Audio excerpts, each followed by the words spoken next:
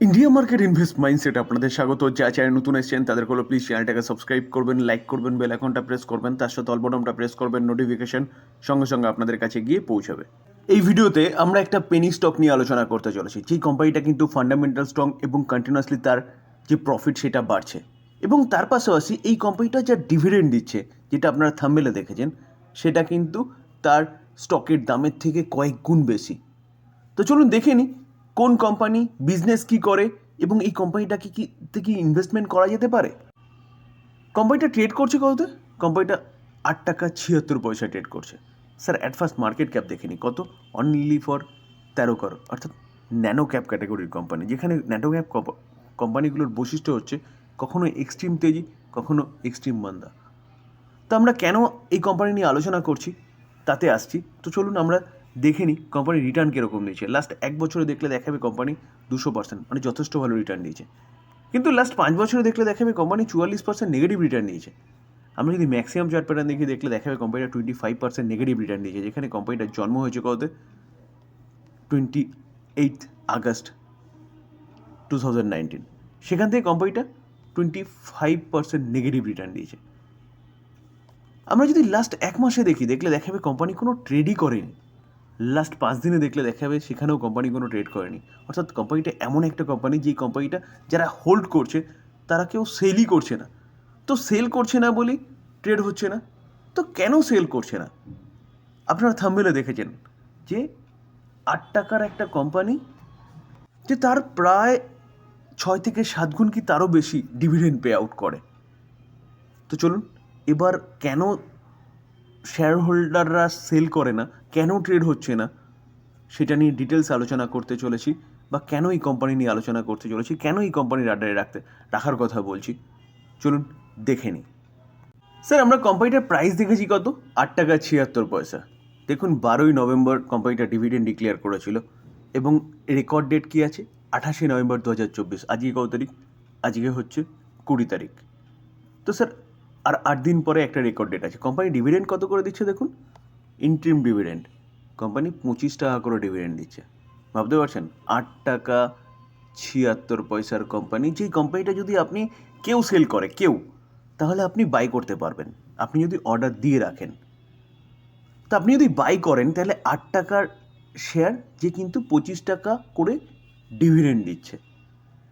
দেখুন স্যার শুধু এই নয়, 20 মে 2024 কোম্পানিটা ফাইনাল ডিভিডেন্ড দিয়েছে কত? 20 টাকা করে। অলরেডি কোম্পানিটা 20 টাকা করে ফাইনাল ডিভিডেন্ড দিয়ে দিয়েছে। যেখানে কোম্পানিটার শেয়ার ভ্যালু কত? 8 টাকা 76 পয়সা। তার পাশাপাশি স্যার February 11, 2024 কোম্পানিটা অলরেডি 20 টাকা করে ডিভিডেন্ড দিয়েছে। যেখানে রেকর্ড ডেট কবে রাখা হয়েছিল? 23 ফেব্রুয়ারি। তো স্যার এই বছরে কোম্পানিটা 20-20-40 আর 25-এ 65 টাকা ডিভিডেন্ড দিচ্ছে। তো স্যার 8 টাকা 76 পয়সা দিয়ে আপনি কোম্পানি যদি পারচেস করেন, লটারির মতন কিন্তু এই কোম্পানিটা পারচেস করেন, এবং সেই কোম্পানি যদি 65 টাকা ডিভিডেন্ড দেয় ইয়ারলি, তাহলে আপনার শেয়ার প্রাইসের কত গুণ বেশি ডিভিডেন্ড পাচ্ছেন? অলমোস্ট বলতে পারেন 7। স্যার কোম্পানিটার নাম কি? চলুন দেখে নিই। টাপারিয়া টুলস। তো এই কোম্পানিটা টুলস ম্যানুফ্যাকচারিং করে, যেটা একটু আগে দেখলাম। যেখানে কোম্পানিটা কিন্তু এক্সপোর্ট করে, ইউকে বলুন, ইউএস বলুন, জার্মানি বলুন, ইউএই বলুন। তো কোম্পানিটা কিন্তু বিজনেস ভালো করছে। তো চলুন আমরা কোম্পানিটার একটু ফান্ডামেন্টাল দেখে নিই। স্যার মার্কেট ক্যাপ একটু আগে ইতিমধ্যে আমরা দেখেছি যে কত? 13,000 করোড় হচ্ছে। 13 করোড়, সরি 13,000 নয়, 13 করোড় হচ্ছে মার্কেট ক্যাপ।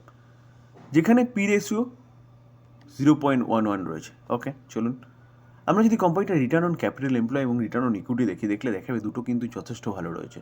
কোম্পানির ফেস ভ্যালু 10 আছে, মানে কোম্পানি কিন্তু পরবর্তীকালে স্প্লিটও দিতে পারে। এবং ডিভিডেন্ড ইল্ড দেখুন 457%। তো কতটা ডিভিডেন্ড কোম্পানিটা পে আউট করে। স্যার আমরা যদি সেপ্টেম্বর কোয়ার্টার এবং জুন কোয়ার্টার ও 1 বছর আগে সেপ্টেম্বর কোয়ার্টার দেখি, তাহলে দেখলে দেখা যাবে কোম্পানি অপারেটিং প্রফিট কত করেছিল 1 বছর আগে? 31, আগের কোয়ার্টারে 38, এই কোয়ার্টারে 39। তো অপারেটিং প্রফিট কিন্তু ইয়ারলি কোয়ার্টারলি বাড়ছে।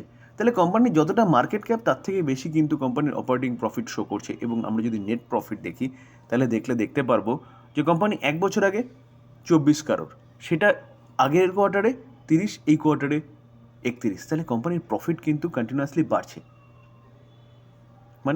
মানে কোম্পানি বিজনেস ভালো করছে।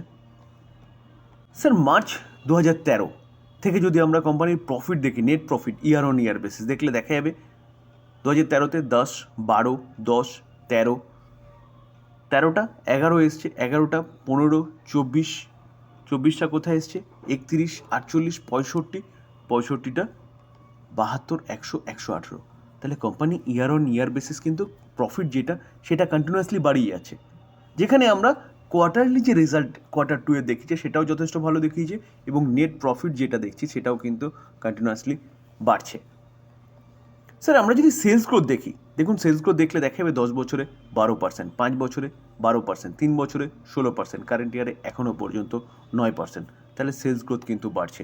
প্রফিট গ্রোথ 10 বছরে 23%, 5 বছরে 33%, 3 বছরে 27%, কারেন্ট ইয়ারে 48%। তাহলে প্রফিট গ্রোথও কিন্তু কোম্পানির কন্টিনিউয়াসলি বাড়ছে। তো স্যার প্রফিট গ্রোথ বাড়ছে, কোম্পানির সেলস গ্রোথ বাড়ছে।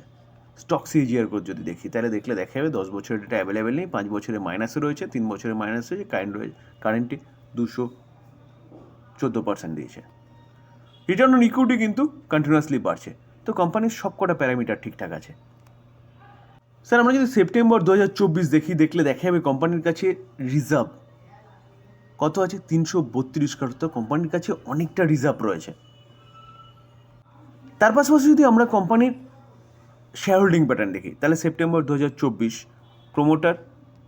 প্রোমোটার কত হচ্ছে 69.72%, পাবলিক 30.29%। তো এই যে শেয়ার হোল্ডিং প্যাটার্ন না, এটা কিন্তু একই জায়গায় রয়েছে, মানে কেউ সেল করছে না। তো সেল করছে না বলে কেউ বাইও করতে পারছে না। দেখুন 79 ছিল, 30 ছিল, সেটাই কিন্তু একই রয়েছে 2024। তো শেয়ার হোল্ডিং প্যাটার্নও কিন্তু ঠিকঠাক আছে। তো স্যার এবার চিন্তাভাবনা আপনি কী করবেন, যেখানে কোম্পানি কিন্তু ভালো বিজনেস করছে, continuously year on year basis profit বাড়ছে, এই কোয়ার্টারে কোম্পানি ভালো রেজাল্ট করেছে, রিজার্ভ যথেষ্ট রয়েছে, কোম্পানি ট্রেড করছে কত 8 টাকা 76 পয়সায়।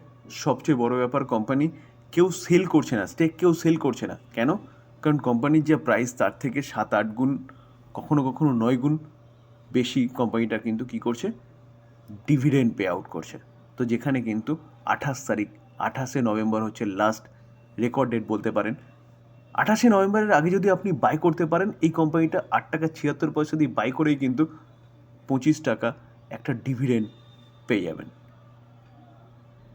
তো স্যার ডিসক্লেমার দিয়ে রাখি, বাই করার আগে নিজে ভালো মতন অ্যানালাইসিস করবেন, ভালো মতন চিন্তা করবেন, আর সেই টাকাটাই এই পেনি স্টকগুলোতে ইনভেস্টমেন্ট করবেন, যেখানে আপনার টাকাটা জিরো হয়ে গেলে আপনার জীবনে বা আপনার পোর্টফোলিওতে কোনো এফেক্ট ফেলবে না।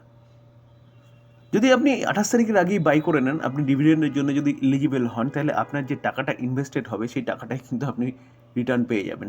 তার কয়েক গুণ, প্রায় 3 গুণের কাছাকাছি রিটার্ন কিন্তু আপনি পেয়ে যাবেন। তবে মাথায় রাখবেন লিকুইডিটির অভাব আছে এই পেনি স্টকে। লিকুইডিটির অভাব আছে বলেই কিন্তু কোম্পানিটা ট্রেড করে না।